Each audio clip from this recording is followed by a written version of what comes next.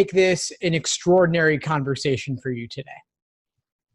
To come away with a better plan of attack, because I'm all over the place right now. I've noticed that I've made some gains, some actually impressive gains, but that's only doing it without being timed. And then I timed myself, I freaked out all over the place, and I dropped dramatically. Wow, I'm sorry to hear that. How many timed exams or how many timed sections have you done? I've actually just started doing the timed exams. So I just did one 2 days ago. And before that, in the old LSAT class, I don't know if you want to call it a timed section, he would put together a packet and then give us a certain amount of time to complete it. And I did okay in that. But as far as timed sections, I just started that as well on my own. Okay, so you've just started the timed sections and they haven't gone well. Well, it's up and down. One time I'll do it and I'll do okay. The next time it's like a dramatic drop. So I don't know if I should be taking the same thing over again, because my problem is if I take it over again, I'll know exactly which answer is correct. And then even though I try to fight myself not to, I'll gravitate and just circle the correct answer. Yeah, I hear you. Well, first off, fluctuations are normal. No one gets the same exact score consistently all the time. There's actually a margin of error of 3.5 points on either end with any given LSAT score. So that's a 7-point range altogether. Fluctuations are normal. Secondly, you just started doing timed exams. So there's an adjustment to be made. It's one thing to do it untimed, another thing to do it timed. Timing adds a whole nother level of difficulty. Okay. Give yourself a chance on it. Just like the first time you look at the LSAT, it typically doesn't go that well, but you improve with time. Timing is yet another seismic shift of sorts where you once again have to readjust. Yeah, I noticed like on this sequencing on the logic games, I freaked when I knew that I was timing myself. And I'm like, what is going on? I'm like trying to calm myself down. And before I knew it, I had like 1 billion game boards and I was all over the place. Right. Yeah. That sort of panic is normal. And the idea is that you adjust now so that you're not adjusting or trying to adjust on test day. Okay. That actually makes it feel a lot better, because I was like questioning everything. Like, what am I doing? Why am I doing this? Why am I torturing myself? Okay. When's your test date, Robert? It's November 25th. I believe it's 25th. Oh, so you've got a lot of time. I don't know. I feel like I have a little bit of time. I am so panicked. It's not even funny. I'm going to explain. When I went back to school specifically to become a lawyer to help those who can't afford to, get legal representation. Ironically, I have to say it that way, I want to help the Black community, even though as a gay Black male, they really shun us, but that's beside the point. So I did very well at Medgar Evers, transferred to Columbia. Everything was going well. I started the LSAT prep at Medgar, but it really wasn't a prep course. And after everything was said and done, everyone went to go take the exam. Everyone tanked it. So I started saying, okay, this class isn't working for me, because he focused mainly on sequencing games, but he only did like 2 or 3 games. We spent the whole semester doing just 2 or 3 games. So I learned nothing from that.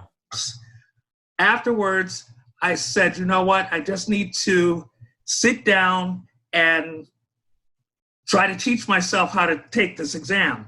So I took the logical reasoning section, I just broke it down, and I started concentrating on the different question types, and did the same with reading comprehension, which ironically was my worst section, and I'm an English major. I can't understand that.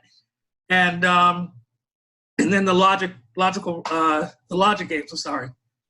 And so I started seeing on my own a little bit of improvement.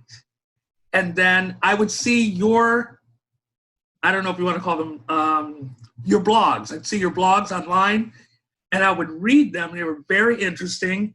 And then at one point you had, I think it was like a listing of question types in logical reasoning. And so I said, you know what, maybe that's what I need to do is start drilling. And that actually helped beyond help. So I started paying attention to you and I said, you know what, I'm going to sign up with this guy because he knows what he's doing. So I just finished the first week. I'm a little weird. I'm going to explain this. Even though I finished the first week, I'm going to redo it because I don't count that as the first week because I'm still getting a solid study schedule together that I'm going to stick to. So I'm adjusting the study schedule to include the program you have. Excellent. Well, thanks for the background, Robert. It's definitely helpful to have that information. And there is a lot of value to doing and redoing problems. Like you said, that your previous practice exam results, you can't disregard what you've seen. You can't unsee those questions on your next time around. Right. But that's okay. If you were to redo an exam you've done before, you might still not get a 180, right? And right. That happens to everybody. Most people can't get a 180 just because they've seen the exam before, even if they've quote unquote reviewed everything. Because there's a lot more to reviewing than just looking at the answer and saying, "Oh yeah, I get it now," and moving on. Like you've really got to dig in and analyze your thought process for everything that gave you trouble. Yes. Everything where you were down to 2. You've got to look those over, and that takes time. Not just 5 minutes a question. It could take 20 minutes on a single question. I have coaching sessions with students where we spend an entire hour talking about 3 problems. Okay, I don't feel so bad then. But I'm also taking your advice. I don't know if you can see this. This is my nice. Yep. Of incorrect questions, why I got them wrong. And I've noticed early on a pattern that's a little unnerving. I noticed that once I get towards D and C, or after D and C, I'm starting to zone out. So it's like I gloss over E. So I'm starting to force myself to stay alert and go through every answer choice. I also saw on one of your videos to just practice reading the squib. Yeah, the question stem, right? Yeah, the question stem. And so I actually was going to begin doing that tomorrow, just start reading that. And I was going to ask you, should I do the same with reading comprehension, which I've improved on, by the way, reading comprehension. Yeah, great question. For logical reasoning, I think is useful because the question stem gives you the perspective from which to view the stimulus, telling you how to go about analyzing it. Okay. For reading comprehension, though, I wouldn't read the questions before the passage.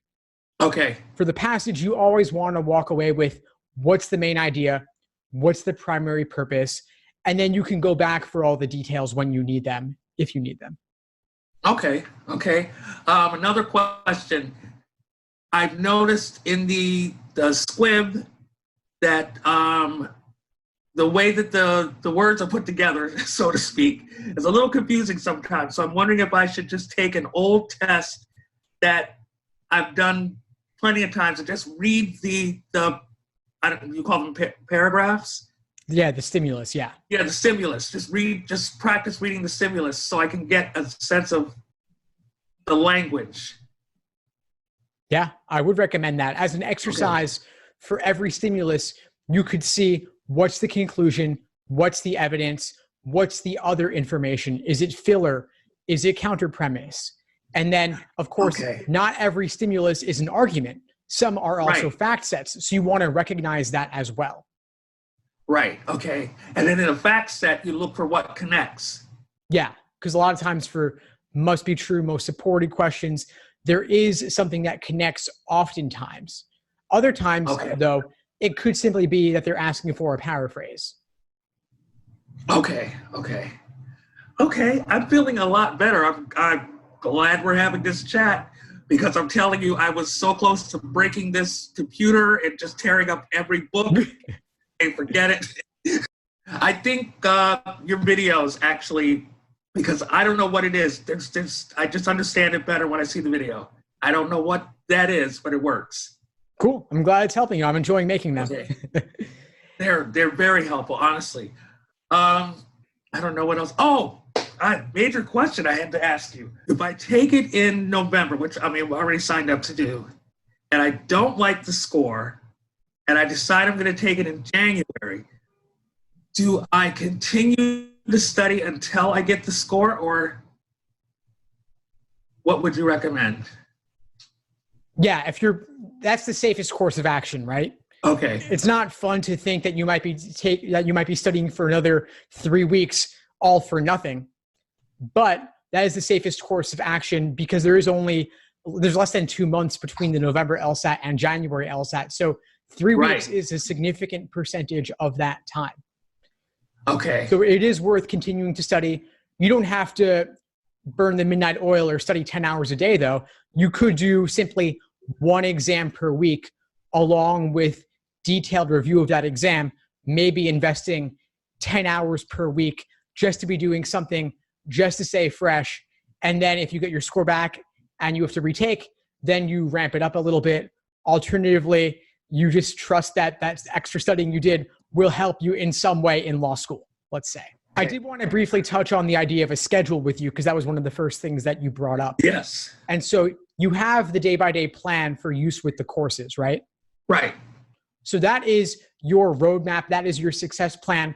Follow that as closely as possible.